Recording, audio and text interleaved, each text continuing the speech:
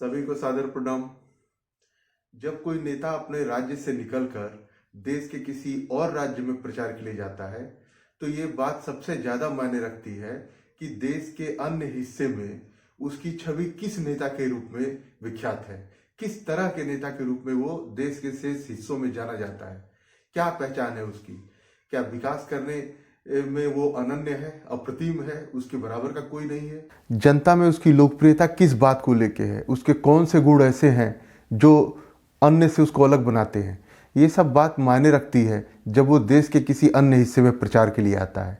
और इन्हीं बातों से ये तय होता है कि जहाँ वो प्रचार के लिए आया है उसके आने से वहाँ लाभ होगा या हानि होगी, उसके प्रचार से वो जिसके लिए प्रचार कर रहा है उसको फ़ायदा पहुंचेगा या नुकसान पहुंचेगा।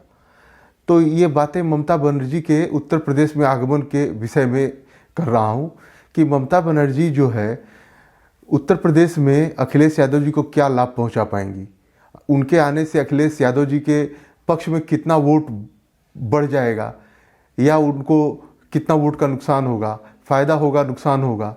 इन सब बातों को समझने के लिए सबसे पहले ये समझना ज़रूरी है कि ममता बनर्जी कौन है, बंगाल के बाहर वो किस रूप में जानी जाती हैं, उनकी पहचान क्या है। जो खिलाड़ी यहाँ खेला करने आया है उसके बारे में ये जानना तो बिल्कुल ज़रूरी है कि वो खिलाड़ी किस खेल का है, किस खेल में उसको महारत हासिल है।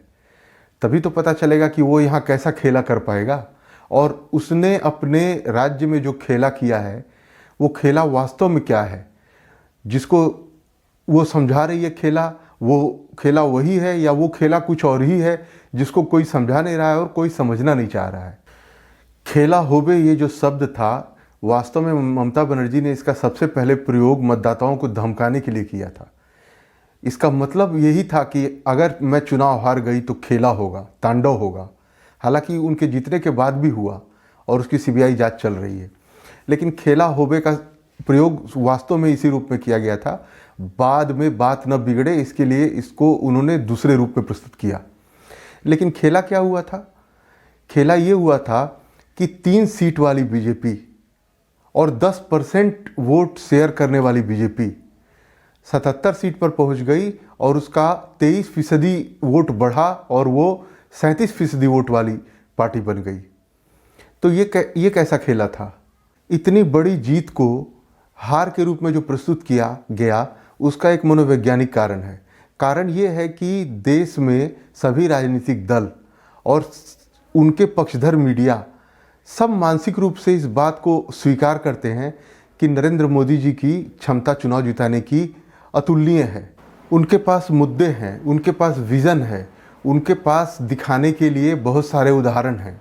इसलिए सब पार्टी ये मान के बैठी थी कि बीजेपी वहाँ पर एक तरफा जीतेगी और पूर्ण बहुमत प्राप्त करेगी। लेकिन ऐसा नहीं होने पर भी बीजेपी को बहुत बड़ी जीत मिली है। उस जीत को छोटा समझा गया या बिल्कुल जीत नहीं, हार समझा गया। इसका यही कारण है। लेकिन ये बीजेपी की बहुत बड़ी जीत थी। जैसा भय का माहौल बंगाल में बनाया गया है, जिस तरह मतदाताओं को धमकाया जाता है, और वो सिर्फ मौखिक धमकी नहीं होती है, हत्याओं की एक लंबी लिस्ट है, राजनीतिक हत्याओं की। अपने विरोधियों की हत्या कर देना, अपने विरोधियों को घर द्वार छोड़कर भागने को मजबूर कर देना, मत नहीं देने पर उनके साथ तरह तरह के अत्याचार करना, ये सब बंगाल में आम बात है। और ये सब अत्याचार के होते हुए भी बीजेपी 303 सीट से 77 सीट पर जो आई है और जिन लोगों ने वोट दिया है वो एक तरह के क्रांतिकारी ही हैं। उनको समझिए कि वो जान पर खेलकर उन्होंने ये काम किया है उस भयानक माहौल में। इसलिए ये जीत बीजेपी की बहुत बड़ी जीत है। इसको छोटा करके सिर्फ इसीलिए देखा गया क्योंकि कोई ये मानने को तैयार नहीं है कि नरेंद्र मोदी और बीजेपी चुनाव हार सकती है। तो पहली बात तो ये कि वहाँ कोई खेला ऐसा हुआ ही नहीं है जो ममता बनर्जी को एक बड़े खिलाड़ी के रूप में प्रस्तुत करे। दूसरी बात यह कि ममता बनर्जी खुद ही चुनाव हारी हुई प्रत्याशी हैं। वो एक लंबे समय तक मुख्यमंत्री रहने के बाद एक विधानसभा का चुनाव नहीं जीत पाती हैं। क्या यही खेला है? और यही खेला को वो उत्तर प्रदेश में दोहराने आई हैं अखिलेश जी के साथ। अब ये खेला करने वाली ममता बनर्जी के दूसरे खेलों पर नज़र डालते हैं। मुहर्रम के लिए दुर्गा प्रतिमा के विसर्जन पर रोक लगाना, 2015 में मुहर्रम के लिए दुर्गा मूर्ति विसर्जन पे इन्होंने रोक लगाया था, जिसके लिए इनको कोर्ट से फटकार लगी। 2017 में भी दुर्गा मूर्ति विसर्जन के लिए इन्होंने समय सीमा तय कर दी थी मुहर्रम के लिए।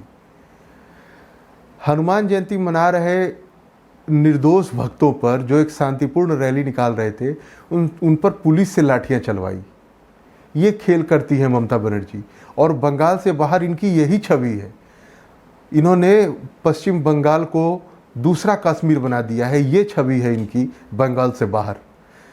पश्चिम बंगाल से बाहर आने के बाद इनकी यही छवि है।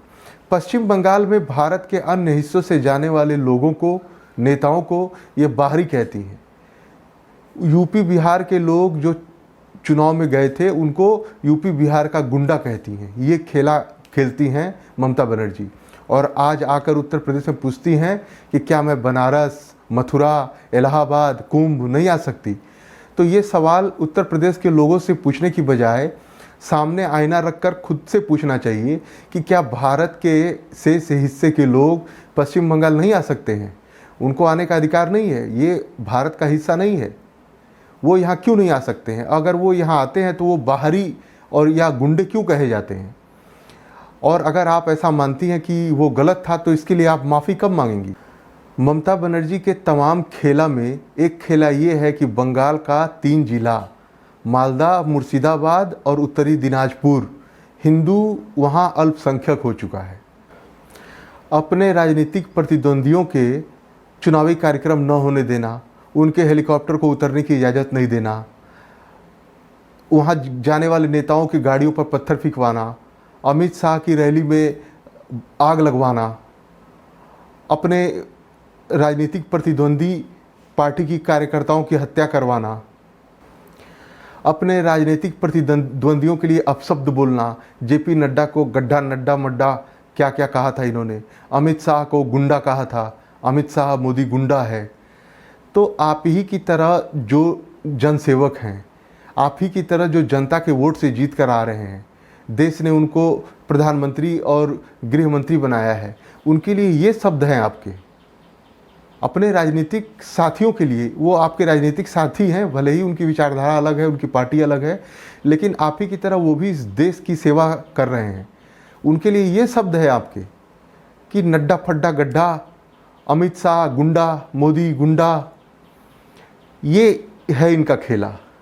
अब ऐसा खिलाड़ी उत्तर प्रदेश में आता है अपनी इन तमाम सुसज्जित चरित्र को लेकर, छवि को लेकर, तो वो अखिलेश यादव जी को कितना लाभ देगा, अखिलेश यादव जी को उससे चुनाव में कितना फ़ायदा होगा, इसको बताने की ज़रूरत नहीं है, ये आप खुद ही समझ सकते हैं।